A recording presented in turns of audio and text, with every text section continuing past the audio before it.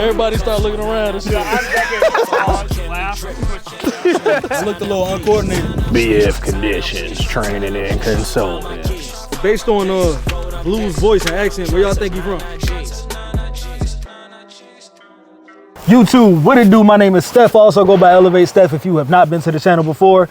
But if this is your first time tuning in, I greatly appreciate the continued support. As I always say, if I can return a favor in any way, go ahead, drop it down in the comment section and let me know how. Today I'm here with the guys from BF Conditions, and I'll go ahead and let them introduce themselves and tell you a little bit more about their company. What's going on? My name is Zy Blue. I'm co-owner of BF Conditions. I'm Zachary Angel. I'm the other co-owner of BF Conditions, and we run firearms training courses out of Burlington, North Carolina.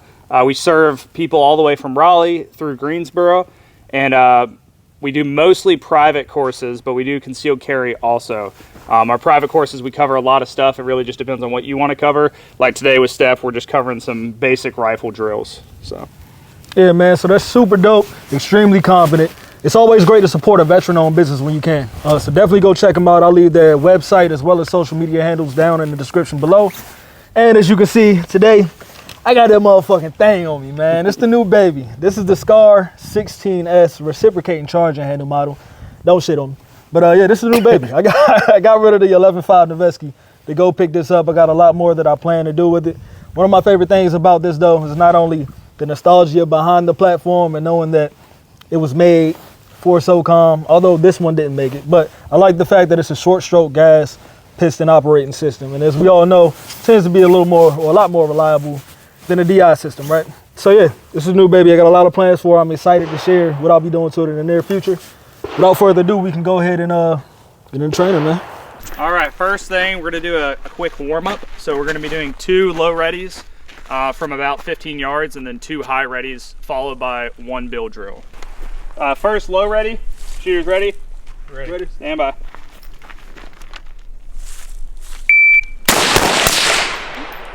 All right, low ready again, shooters ready? Ready. Stand by. All right, high ready, shooters ready? Ready. Stand by.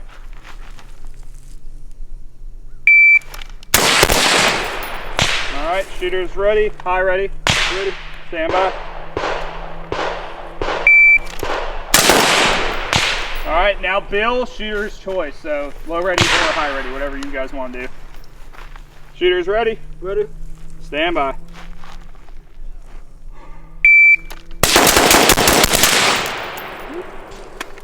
All right, weapons on safe, we'll walk down.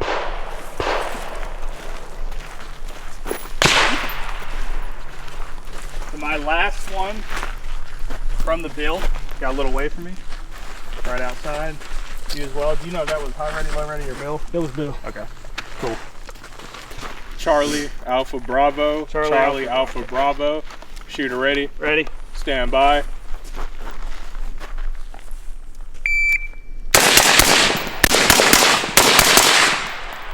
Alright, not bad. One Charlie. One Charlie. Over there. I'll mark, Charlie over there too. and then we'll get step up. Oh yeah, I got one high over there. Yeah, one high. And the first drill that the first rep we do of this, we're just gonna run it, right? But afterwards, for the second and third reps we're gonna try to focus on the cadence. Okay. And what that means is keeping your shots at a certain tempo. So like 1, 2, 3, next target, 1, 2, 3, third target, 1, 2, 3. Thank you. Okay. And the reason we're doing that is to slow you down on the actual shooting on the target, but to speed up the transitions.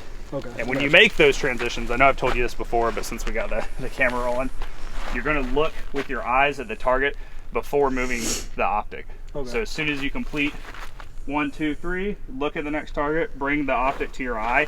1, 2, 3, look, bring the optic. Alpha Bravo Charlie. Alpha Bravo Charlie. Making it easy on you. Stand by.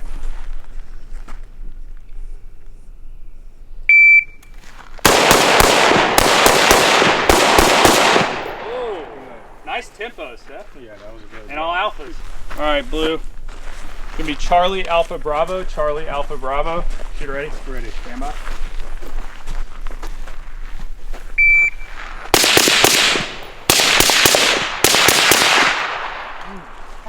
All right. Bravo Charlie Alpha, Bravo Charlie Alpha. Shooter ready? Ready. Stand by.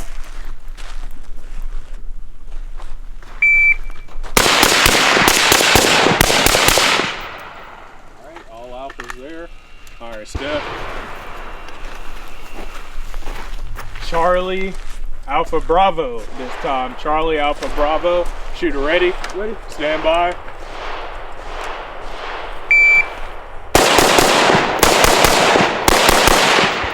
Good job, Steph. Nice. I forgot to use my eye or lead with my eyes on this target. So I kind of. So that's what I'm thinking. This is your first shot right Okay. here. This is usually an indicator when you don't really lead the eyes aren't leading the gun.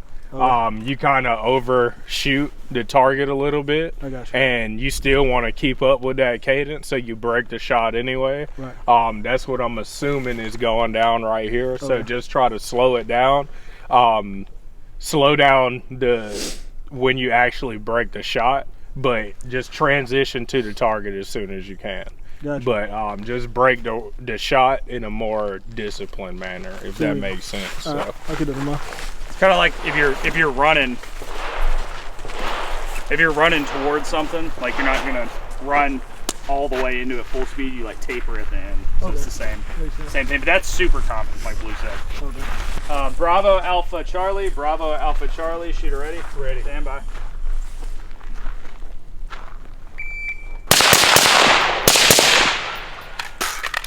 Clean. Charlie Bravo Alpha. Charlie Bravo Alpha. Stand by. See how fast I can do it on this one. Overdrove that first one. Bravo Alpha. Good correction. Hey, let me ask y'all a question real quick. Based on Blue's voice and accent, where y'all think he from? First person to get it right. I don't know. I'll figure out something for you. So drop it down in the comments. Let me know. I want to give y'all a hint, but I can't. I can't, man. Alpha Charlie Bravo. Alpha Charlie Bravo. Shooter ready? Ready? Stand by.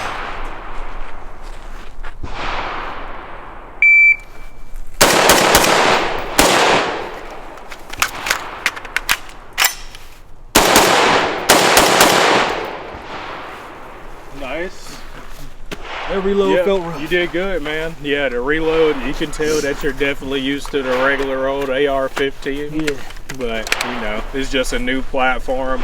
You're going to have some training differences and some, you know, little hurdles, small hurdles, especially with the mag release on the SCAR. It's a little more recessed than the AR. It doesn't extend out as much. All right. I'm about to go. Stand by.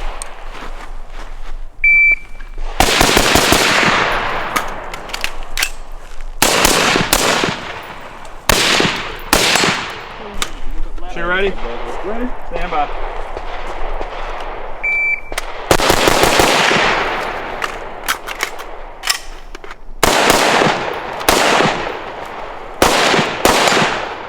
Not bad.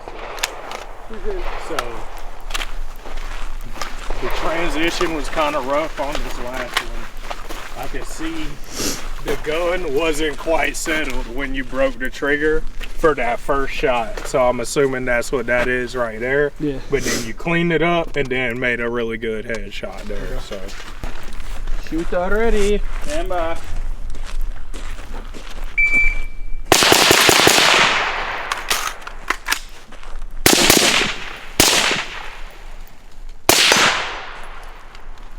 Same round count, same targets, but we're going to throw in a little bit of movement on this one. So as soon as the buzzer goes, you're going to start from round 7, and as soon as the buzzer goes, you're going to start walking backwards. So firing. So 5, 2 to the chest, 1 to the head. After you shoot the 2 close targets, you're going to move to the VTAC, and we're going to shoot the long one from the VTAC. All right, stand by.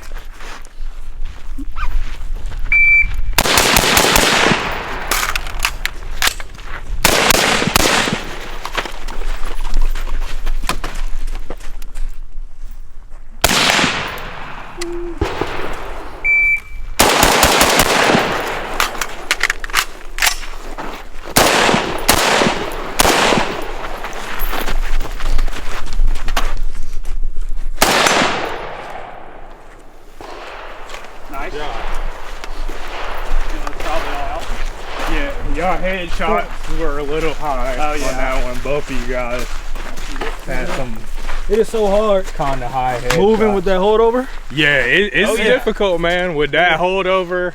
Moving, especially when you're transitioning on the same target. So so this is a big window, right? The A zone here in this area, center mass is way bigger and easier to hit. So the cadence and the amount of focus that it takes is a lot less than when you get up here to get an A zone T-box headshot. So just that transition in speed and focus is pretty difficult to do while you're moving, but obviously it's something you can practice. So YouTube, we are back in the studio. I'm sorry about the abrupt change of scenery. This is actually the next day, but we had some trouble with the camera.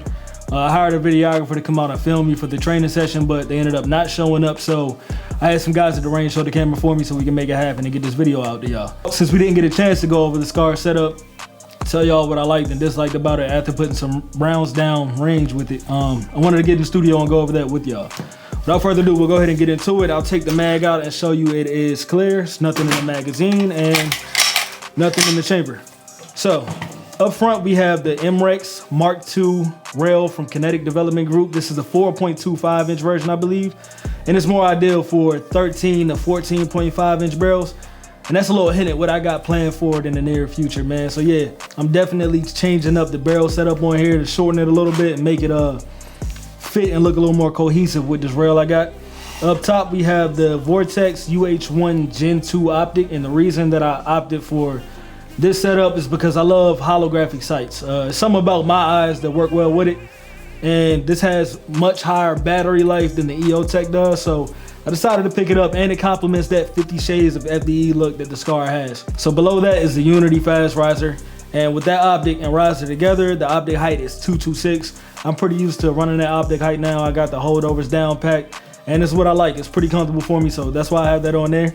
And we haven't changed out the A2 stock just yet, but I got some special plans in mind for it. I think I'll be the only one to do what I have in mind for this grip. Hopefully, I hope so. But yeah, I'm excited to share that with y'all as well. We still have the UGG stock because who doesn't want the UGG, man? Yeah, I hear a lot of people shit on it, but it's the UGG stock. It's legendary. It's what the SCAR was made for. It fills that void that I have. So I'm running the UGG stock, you dig? And everything else on here is pretty stock, man. Still running the Edgar Sherman design sling along with the 100 Concepts paracord QD up front. Yeah, and that's it. Now let's get into what I like and dislike about the setup. So when I was at the range, the thing that bothered me most about this setup was the fact that it has the reciprocating charging handle. This is the Belgium model. So actually I'll show you on the overhead cam. One way that you can tell whether your SCAR is a Belgium model or not is if your letters are filled in with white, and if you have a barcode instead of a QR code, then you likely have a Belgium model SCAR. Belgium model SCARs are the older runs, and they're all reciprocating charging handle models, I believe. I'm pretty sure. I don't know this one is. So reciprocating charging handle, and if you don't know what that means, I'll show you on the overhead camera. Every time that I fire around, let me take the mag out so it doesn't lock back. Every time I fire around, pull the trigger, round goes out or round goes off, the charging handle slides back and slams forward. What happens when that slams forward is if your hand is in the way, if your wrist is in the way, it's getting smacked, bro. And I hated it. So that's one thing that bothered me. My wrist was sore as hell by the end of the training session because it kept hitting my wrist the entire time. Anytime I brought my hand back by mistake, but I'm still getting used to it. I definitely plan on upgrading to the non-reciprocating charging handle kit, throwing that in here. I think I might like that a lot, or I know I'll like that a lot more. Outside of that, it's probably not too much that I necessarily hate with it just yet, man. I do actually, hold on, one thing. The magazine changes, I will say that's another thing that gave me a little trouble. Flip this over. So, as you can see, this magazine release button is a little more recessed than your typical AR magazine release button. And I noticed that I was kind of struggling to drop the mag whenever it was time for a mag change. The mag, well, it hasn't been worn out yet. So the mags, anytime I hit that button, they weren't going anywhere. I had to reach up, snatch the magazine out, throw the new one in. But the more I train with this, the easier they'll just fall out when I press that button. Outside of that, I don't know if I have much more to complain about with the setup. The muzzle brake that's on it right now is about to be gone, so that's not much of a thing to complain about, and I didn't plan to keep this barrel length at all, so that was expected. And if you don't know what a muzzle brake is, I should show you two. So up here, this is a muzzle brake. More ideal, what will be more ideal on a battle rifle setup is a flash hider. A flash hider, it's typically like your 3-prong design, and it'll stop the muzzle flash that happens whenever you fire a round. But with muzzle brakes, you get this loud bang. It's a lot of concussion going on to the right, left sides of your round or of your barrel whenever you're shooting. Shooting under like a bay and you got a muzzle brake on, boy. Bruh, I shot, when I was zero in the setup, I shot like 10 rounds under this little overhead pavilion. That shit was rocking everybody. So yeah, I don't like that, but that's about to be gone here soon. Do got a lot of plans for it. Also got some dope sponsors coming to the channel. I don't know how we've been so lucky to find this amount of success in this short amount of time, but thank God some companies have actually reached out and they're willing to send out some parts, or they're sending out some parts, and they're gonna provide me with discount codes to share with you all so I can help y'all save money on dope gear. So yeah, thanks for checking out the video. Again, I'm sorry for the production value on this vid. It didn't go as planned, but I didn't want to make y'all wait for another video, so here we are. I will be back pretty soon to show y'all the new setup, or the setup in its fullest potential. And thanks again for the continued support. Y'all have a great one. Peace.